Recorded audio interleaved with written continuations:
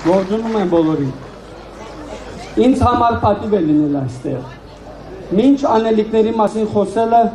ուզում եմ ձեր հետ կիսվել մի փոքրիկ պատմությամբ։ Քայլում էինք այստեղ,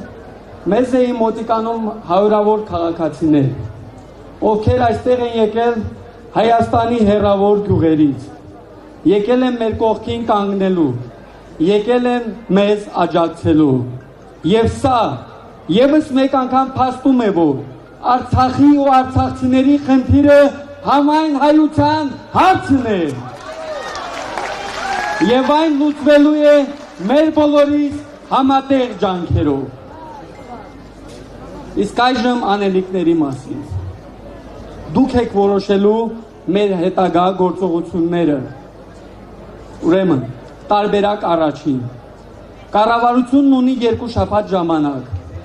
փոխելու իր ծրագրերը, իր որոշումները։ Եվ եթե ոչ, մենք հավաքվելու ենք այստեղ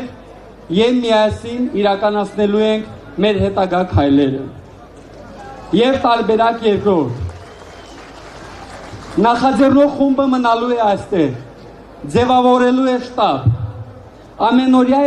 իրականացնելու է իրազեկման ակցիաներ։ Իշխանությունն ունի 1 շաբաթ ժամանակ եւ եթե ոչ, մենք կազմակերպելու ենք ավելի մեծ հանրահավաք եւ անցնելու ենք հստակ գործողությունների։ Դուք արդեն ինձ ասեցիք, որն է մեր պատասխանը։